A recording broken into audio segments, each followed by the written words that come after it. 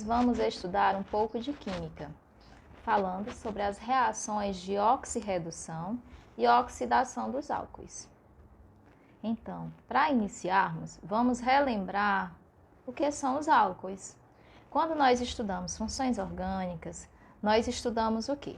Funções que estão relacionadas a grupos que contêm o carbono. Então, o álcool é um desses grupos que contém ligação com carbono, sendo que, no caso dele, trata-se da ligação da hidroxila ao carbono. E por falar em carbono, vale lembrar que o carbono é um elemento da família 14 e, sendo assim, ele é um elemento tetravalente. Tetra, 4, significa que a valência dele é 4. Há uma necessidade que ele faça 4 ligações para adquirir a estabilidade, certo? Então, relembrando isso, a gente pode agora passar para essas reações que a gente citou.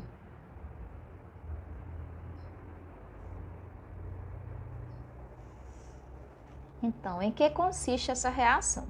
A reação de oxirredução é uma reação em que ocorre mudança no número de oxidação. O número de oxidação é representado pela sigla NOx. E essa oxirredução consiste em 2 processos, que é oxidação e redução. Então, oxirredução é quando eu tenho as duas coisas. Oxidação é a perda de elétrons, ou seja, o aumento do número de oxidação. Enquanto redução é o ganho de elétrons, ou seja, a diminuição do número de oxidação. Relembrando que quando nós estudamos o átomo, a gente aprende que os elétrons, eles possuem carga negativa, tá? E os prótons é que possuem carga positiva. Então, fica fácil de associar aí. Se é perda de elétrons, é aumento do NOx. Se é ganho de elétrons, é diminuição do NOx. Por isso o nome redução, diminuição do NOx, oxidação, aumento do NOx. Uma situação. Conforme o elemento que recebe ou que doa elétrons, temos as seguintes denominações. Agente redutor é o que sofre a oxidação. Por quê? Porque ele provoca a redução e aumenta o seu número de NOx. Ou seja, agente redutor, resumindo, é aquele que perde os elétrons. E o agente oxidante é o contrário, é o que sofre a redução, ou seja, é aquele que ganha os elétrons, tá? Então, muito cuidado aí nessa terminologia, não vamos confundir. Por exemplo, a gente tem aqui uma reação entre o Fe, que é o ferro, Cl, que é o cloro, formando FeCl3. O que é que nós temos aqui? Um agente redutor, que nesse caso é o ferro, ele está aí com NOx 0 e passa a NOx 3. E o agente oxidante, que nesse caso, nesse exemplo, é o cloro, que está aí com NOx 0 e passa a NOx menos 1. Opa, NOx 0, por quê? Então, vamos relembrar lá da química 1. Substâncias simples, elas têm NOx 0, tá? E essas outras substâncias, o que acontece? O NOx 3 do ferro e o NOx menos 1 do Cl3. Cl3 indica que eu tenho 3 cloros. Então, 3 vezes menos 1, menos 3. Menos 3 mais o NOx do ferro, que é 3, anula, fica 0. Então, o NOx ele é calculado assim, como a gente lembra lá. E por que que o cloro é que está com esse NOx assim?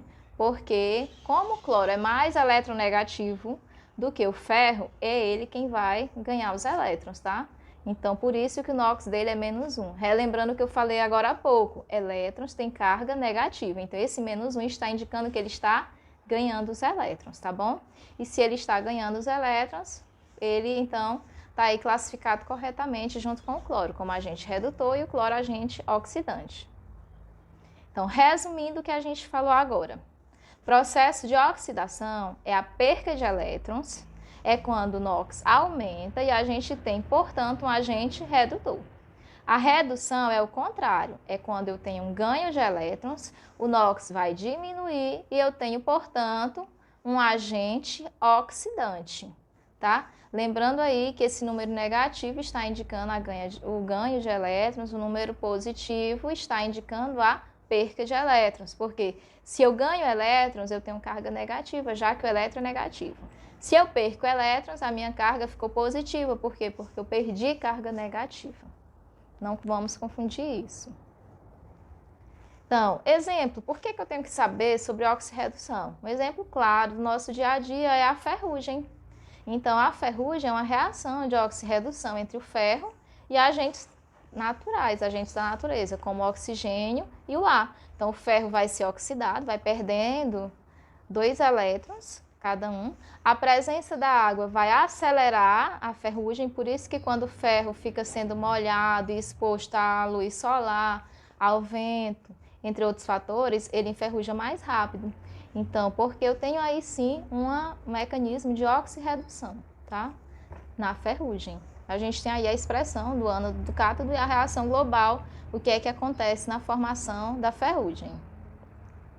E um outro exemplo, que é essencial para todos nós, é a fotossíntese, que também é uma reação de oxirredução, onde as moléculas da clorofila absorvem os fótons da luz solar e perdem seus elétrons, que ficam lá em estado excitado. A gente aprende isso em biologia. A molécula de água, então, vai ser quebrada, que é o que a gente chama de oxidação, e o hidrogênio vai fornecer elétrons para os pigmentos lá. Então, nesse caso, vai acontecer o quê? A quebra da água, liberando oxigênio. A energia obtida vai ser, então, utilizada para transformar, ou seja, para reduzir a molécula de gás carbônico em compostos complexos, que são os carboidratos e a biomassa. Então, assim, a gente pensa que não tem nada a ver, né, com a oxirredução, com a química, mas está aí. Se não existisse a oxirredução, a gente não existiria, porque não existiria a fotossíntese. Só para a gente ter uma ideia de quão importante é esse mecanismo na nossa vida. E no álcool, que a gente falou lá no início? Então, o álcool pode acontecer o processo de oxidação se ele estiver exposto a algum agente oxidante. Exemplos de agentes oxidantes: o dicromato de potássio, que é o K2CR2O7, ou permanganato de potássio, KMnO4, se estiverem em meio ácido. Então, esses 2 exemplos são agentes oxidantes, que podem, sim, levar à oxidação do álcool. Tá? O que acontece? O oxigênio que estiver lá no meio vai atacar o carbono ligado ao grupo funcional do álcool, da hidroxila, formando então um composto chamado de diol-gêmino. Esse composto possui 2 hidroxilas ligadas ao mesmo carbono. Por ser instável, olha bem, não é estável, não é equilibrado, é ser instável mesmo. Esse composto libera água e dá origem a um novo produto, que esse novo produto pode variar, pode ser uma cetona, certo? Podem ser outras coisas que a gente vai ver aqui na frente. Só comparando para vocês entenderem o que é um ser instável. Por exemplo, eu estou aqui agora conversando com vocês e do nada eu começo a chorar. Do nada eu começo a sorrir, então eu sou instável, eu não tenho um equilíbrio. E é assim que é o diol-gêmino. Ele não tem equilíbrio, ele é instável, ele pode, de uma hora para outra, mudar. Então, resultado dos produtos de oxidação. O metanol, por exemplo, vai produzir o metanol, depois ácido metanóico ou ácido carbônico, que é gás carbônico e água. O álcool primário, que é aquele ligado ao carbono primário, pode estar produzindo aldeído e ácido carboxílico. O álcool secundário, na oxidação, produz apenas cetona. E o álcool terciário, ele não sofre oxidação, pois ele não está ligado a hidrogênios. Como a gente vai ver agora na frente, eu só vou ter oxidação nos ligantes com hidrogênio, tá? Então, vamos lá. O metanol, mete um carbono, ligação simples, O, indicando que eu tenho um álcool. Então, o metanol é um álcool formado por um carbono ligado à hidroxila. Se eu tenho um carbono ligado à hidroxila, e a gente sabe que o carbono é tetravalente, então o carbono está aqui com a hidroxila. Sobrou o quê? 3 ligações para o hidrogênio. Então, eu vou ter 3 hidrogênios se ligando ao meu carbono, porque só tem um aqui na hidroxila. A gente tem aí as etapas demonstrando para vocês. O que é que vai acontecer então? Esses 3 hidrogênios vão poder sofrer aí o processo. Primeira etapa, oxidação do álcool ao aldeído, metanol a metanal. Então, eu vou ter aí uma transformação em metanal. Depois, o metanal vai se transformar em ácido metanóico, tá? Tá aí o mecanismo, como é que vai acontecer isso. Então, eu tenho aí a formação do grupo funcional do ácido, certo? Depois, a gente vai ter a oxidação do ácido metanóico a ácido carbônico.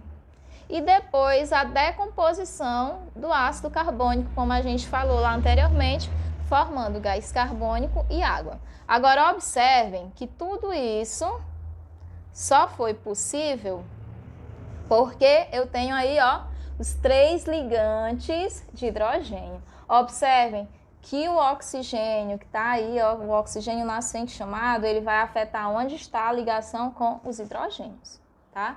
Então, por isso, no metanol eu tenho esses produtos. No álcool primário, então, tá aí o álcool primário. O que que vai acontecer? Eu tenho apenas 2 hidrogênios ligantes, né? Aí, o que que acontece?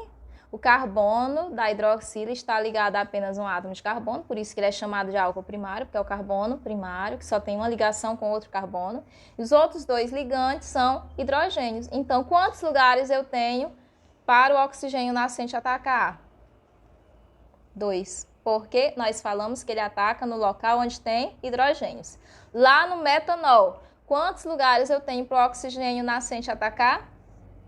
3, porque uma ligação é com a hidroxila e as outras 3 é com hidrogênio. No caso do álcool primário, eu tenho 2, porque uma ligação é com a hidroxila, uma ligação é com o carbono e só sobra 2 para o hidrogênio. Então, o que é que eu vou ter aí como produto? Vou ter aí, ó, a formação do diol gêmeo, que é aquele instável que a gente falou, e depois tenho, então, aldeído e água, certo?